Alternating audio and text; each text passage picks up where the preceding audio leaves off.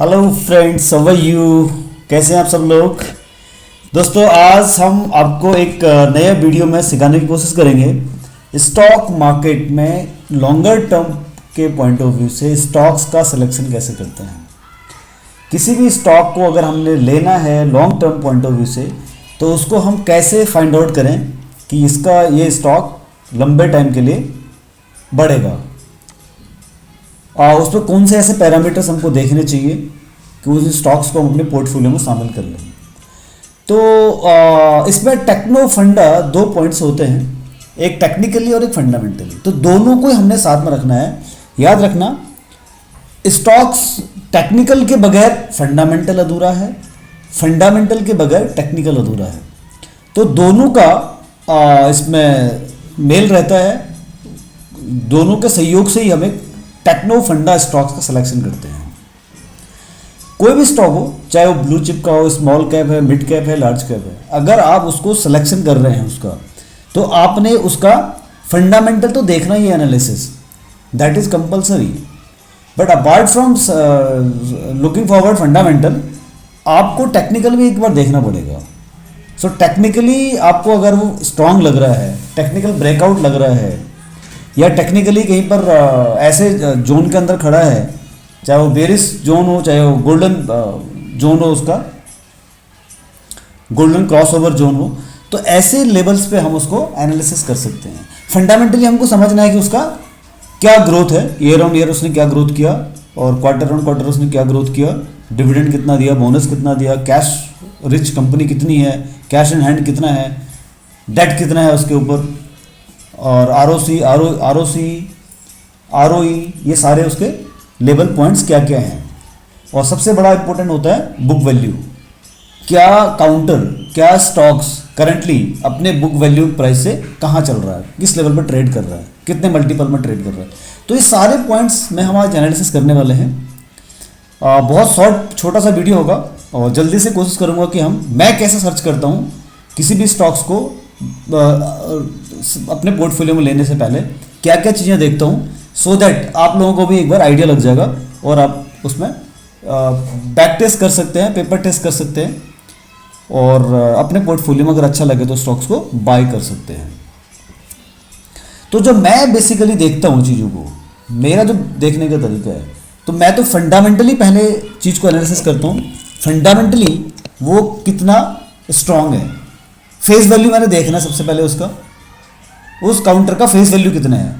तो face value के लिए आपको किसी भी स्कैनर को आप खोल सकते हैं। जब भी हम स्टॉक्स को लॉन्ग टर्म के लिए सेलेक्ट करते हैं, तो हम या तो हमारे को सेलेक्टिव स्टॉक्स हों, जिसका हमने एक लिस्ट बनाई हुई है, मार्केट वॉच बनाई हुई है।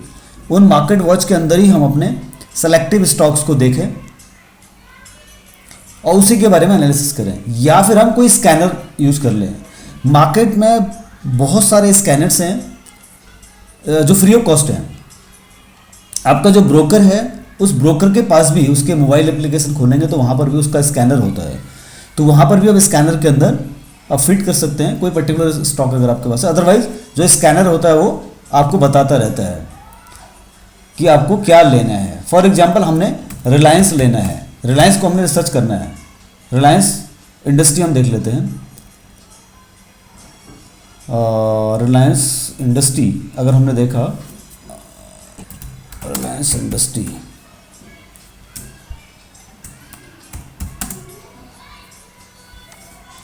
तो रिलायंस इंडस्ट्री के अंदर हमने टेक्निकली भी देखना है, फंडामेंटली भी देखना है। फिलहाल हम फंडामेंटल की बात कर रहे हैं यहाँ पर, ठीक है।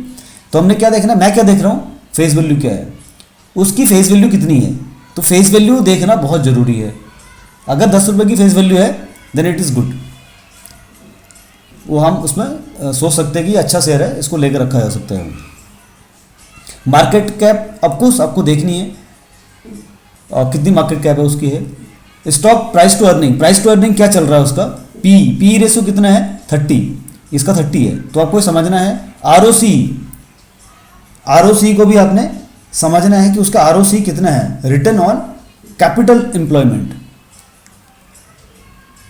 जितना ज़्यादा होगा उतना फ़ायदा होगा आपको, ठीक है। ये शायद अपना रचना इंफ्रास्ट्रक्चर आ गया, दूसरा देख लेते हैं। मान लीजिए हमने HDFC बैंक देख लिया, HDFC बैंक। सपोज हमने HDFC बैंक का स्कैनर लगाया और हमको सर्च करना है HDFC बैंक की फेस वैल्यू कितनी है करंटली, और डिविडेंड क्या दिया उसने, और बुक वैल्यू क्या है उसकी। देखिए फेस वैल्यू 1 रुपये की फेस वैल्यू है, ये स्प्लिट हुआ था 1 रुपये की फेस वैल्यू है, ठीक है। और इसका हाई यहाँ दिख रहा है आपको, करंट प्राइस दिख रहा है आपको, बुक वैल्यू कितनी है 500 रुपीज़ की बुक वैल्यू आ रही है, यानी कि बुक वैल्यू से थोड़ा सा ऊपर चल रहा है काउंटर, तो बहुत ज़्यादा पोटेंशियल नहीं है। तो बुक वैल्यू के जितने टाइम्स काउंटर ऊपर चलता है तो उसे पोटेंशियल माना जाता है, और बुक वैल्यू के नीचे अगर काउंटर आ गया तो फिर उसमें हाथ नहीं डालना होता है। तो बुक वैल्यू के कम से कम 2-3 टाइम्स ऊपर हो तो ज़्यादा पोटेंशियल उसके अंदर आ जाता है, ठीक है। ROE देखना है अपने को, और ROC देखना है, return on capital employment, return on equity. ये सारे फंडामेंटल्स पैरामीटर्स हैं जो हमको एनालिसिस करने होते हैं किसी भी काउंटर को लेने से पहले। उसके बाद ये तो हो गया जनरल जो हम सब लोग समझते हैं देखते हैं, ये तो आपको कहीं से मिल जाएगा, किसी भी काउंटर में अगर आपको समझना है, कोई रैंडम काउंटर आपको मिल जाता है, उससे पता लगा सकते हैं। अब सवाल ये आता है कि कौन सा काउंटर स्कैनर बताएगा। अगर आपने स्कैनर को से पूछा तो स्कैनर आपको बताएगा कि कौन सा काउंटर लेना है, ठीक है। जैसे सपोज करो कि आपने मैं एक दूसरा स्कैनर देखता हूँ जिसमें प्रॉफिट एंड लॉस,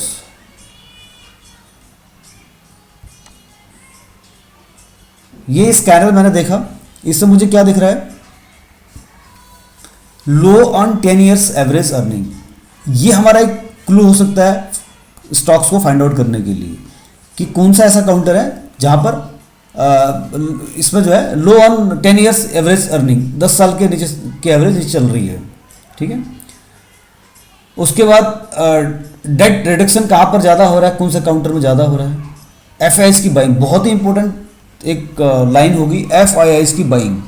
अगर कोई प्रमोटर बाइंग कर रहा है किसी पर्टिकुलर काउंटर के अंदर तो हम देख सकते हैं कि उसमें FIIs का कितना इंटरेस्ट है। तो डोंट फॉरगेट, अगर FIIs कहीं पर इंटरेस्ट दिखा रहा है अपना, तो अपन क्या करना है, कुछ बहुत क्वांटिटी के बारे में सोच सकते हैं, कितनी इसकी होल्डिंग FIIs की उस स्टॉक के अंदर होने वाली है। कोई भी काउंटर पकड़ लेते हैं, मान लीजिए आपका काउंटर है यूनियन बैंक, पहला काउंटर है यूनियन बैंक में 6% की FIIs की होल्डिंग है, और ज़्यादा होल्डिंग में देखूंगा किसमें है, 11% 12% की स्टर्लिंग वेल्स में है। तो ऐसे ही हम समझ सकते हैं कि कौन से काउंटर में ज़्यादा FIIs की होल्डिंग बढ़ रही है, तो वहाँ पर हम एक बार प्लान कर सकते हैं अगर अदर पैरामीटर्स हमारे ओके हो जाते हैं। तो इसके अलावा मान लीजिए हमने देखना है कोई ऐसा काउंटर जो 52 वीक लो के आसपास चल रहा है, तो वो कैसे पता करेंगे मैं दूसरा स्कैनर एक देखता हूं जिसमें मुझे पता लगता है कि 52 वीक लो हाई क्या चल रहा है। देखिए यहाँ जैसे नियर 52 वीक लो ये काउंटर है, ये ऐसे शेयर्स हैं जो 52 वीक नीचे चल रहे हैं अभी, ठीक है। JK paper, all cargo, Indraprastha gas limited, HDFC bank भी 52 वीक लो के आसपास चल रहा है। बट इसको सोचने का तरीका क्या है, एक रेंज ब्रेकआउट भी हम देख सकते हैं। 52 वीक लो हमने देख लिया, रेंज ब्रेकआउट देख लिया, फंडामेंटली स्ट्रांग है काउंटर। क्या सबसे एडवांटेज क्या होता है, अगर कोई काउंटर 52 वीक लो में चल रहा है और फंडामेंटली स्ट्रांग है, डिविडेंड ओरिएंटेड है, ठीक है, बोनस ओरिएंटेड लग रहा है आपको, तो ऐसे काउंटर्स को हम सर्च कर सकते हैं अपने स्कैनर में लगा करके। LTMI है, देखिए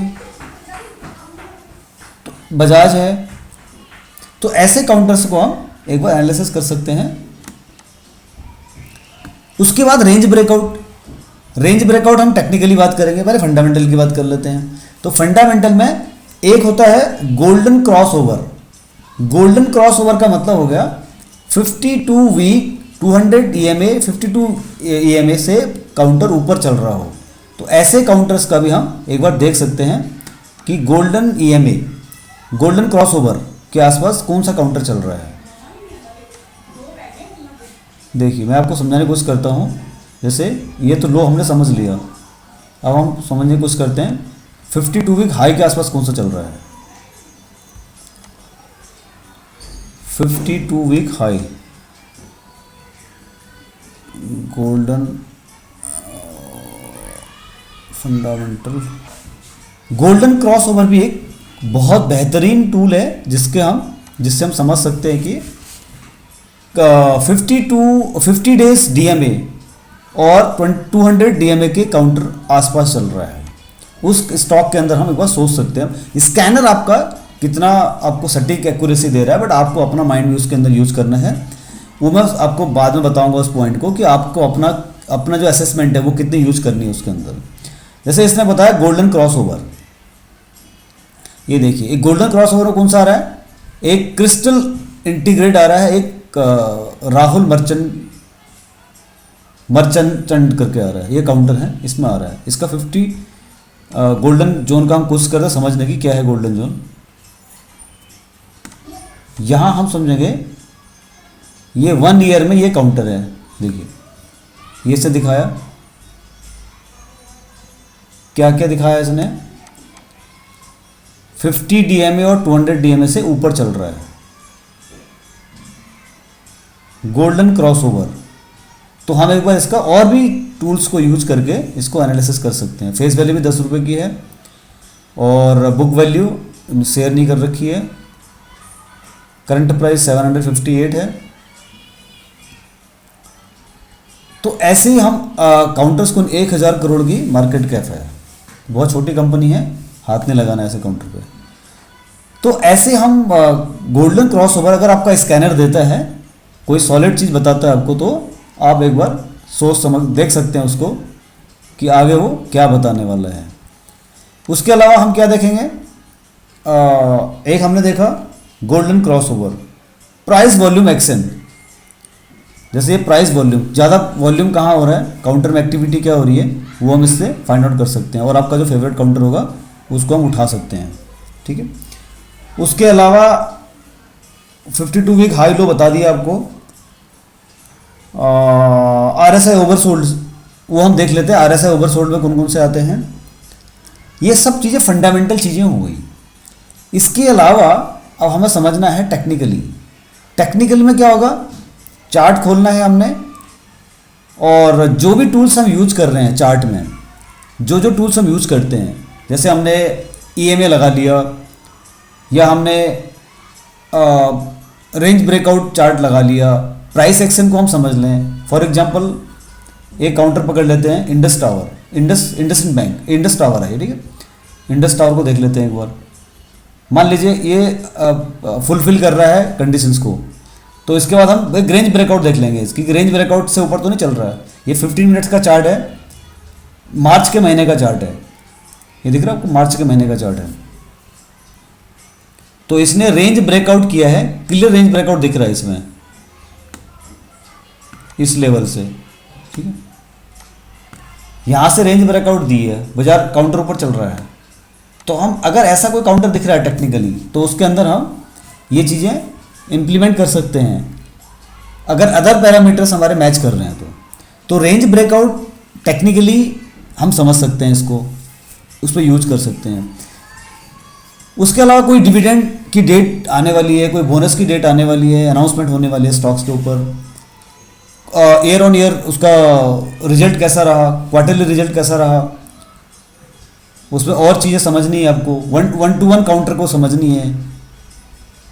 जैसे मान लीजिए VIP इंडस्ट्रीज है, इसके अंदर काफ़ी आपने देखा होगा ये काउंटर अभी रडार पे चल रहा है। 400 का बुक वैल्यू कितनी है, 50, बहुत ही बेहतरीन काउंटर। देखिए 50 की बुक वैल्यू पे काम कर रहा है, प्राइस कितना चल रहा है, 450 रुपये का, 550 का करंट प्राइस है ये रहा, और बुक वैल्यू कितनी है, 50 की। बुक वैल्यू से कितने टाइम ऊपर है, 10 टाइम्स से ऊपर चल रहा है। ROC भी बेहतरीन है, PE भी बेहतरीन है, मार्केट कैप भी 7000 करोड़ की है। अब इसमें हम क्या देखेंगे, FIS की होल्डिंग कितनी है इसके अंदर,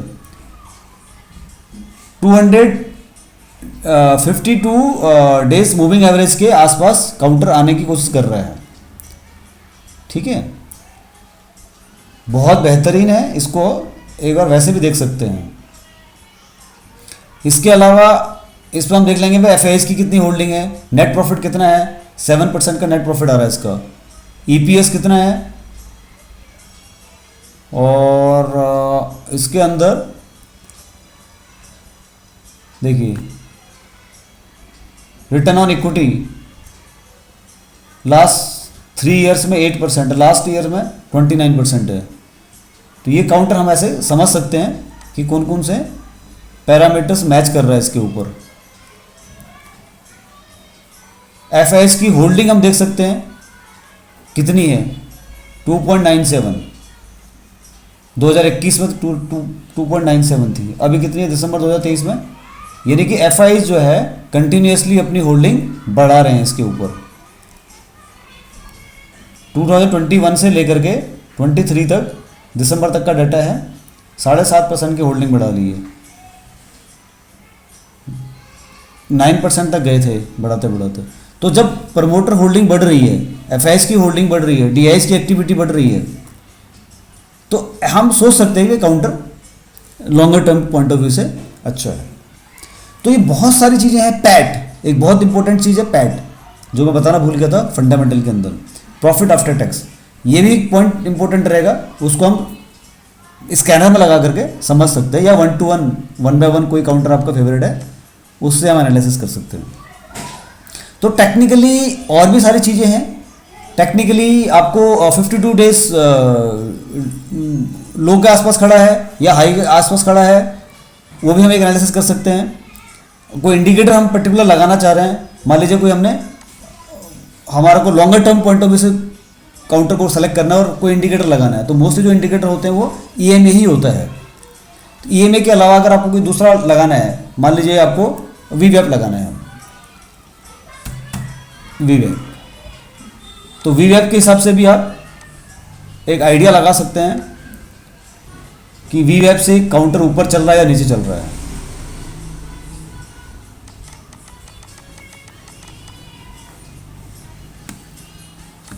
देखिए वीवैप के आसपास चल रहा है, प्राइस ऊपर है वीवैप से। तो जिनको भी आप पैरामीटर्स को यूज कर रहे हैं, जिन भी इंडिकेटर्स को यूज करते हैं आप, उससे आपको एक टेंटेटिव आइडिया लग जाता है कि ये काउंटर कहाँ जाने वाला है। तो ये ऐसे टेक्निकल और फंडामेंटल टेक्नो फंडा हम इसमें रिसर्च करते हैं। मैं जो खुद करता हूँ, इन्हीं बेसिस के ऊपर मैं रिसर्च जनरेट करता हूँ और आप लोगों तक शेयर भी करता हूँ। जो हमारे प्रीमियम कस्टमर्स हैं, जिन्होंने हमारे पास डीमैट अकाउंट खोला हुआ है, हम उनको टाइम टू टाइम अपनी रिसर्च कॉल को शेयर करते रहते हैं, चाहे वो लॉन्ग टर्म की हो, चाहे वो शॉर्ट टर्म की हो, चाहे मोमेंटम हो, चाहे स्विंग ट्रेडिंग हो। तो स्विंग ट्रेडिंग को फाइंड आउट करने के लिए भी यही टूल्स होते हैं, इन्हीं को हम स्विंग के लिए भी यूज़ करते हैं, मोमेंटम के लिए करते हैं, BTST STBT के लिए भी इसी तरीके के टूल्स को हम यूज करते हैं। अगर आपको विदाउट ये सब मेहनत करे बगैर एक रिपोर्ट कंक्लूसिव चाहिए, तो आप एक डीमैट अकाउंट हमारे साथ खोल लो। उस डीमैट अकाउंट खोलने के बाद हम आपको अपने प्रीमियम ग्रुप में ऐड कर देंगे, जहाँ पर आपको रिसर्च रिपोर्ट हम भेजते रहेंगे, जो अच्छे स्टॉक्स होंगे टाइम टू टाइम शेयर करते रहेंगे। उनमें से जो आपको बेस्ट लग रहा है, जो आपको फेवरेट है, वो आप लॉन्ग टर्म में अपने पोर्टफोलियो में रख सकते हैं। Thank you.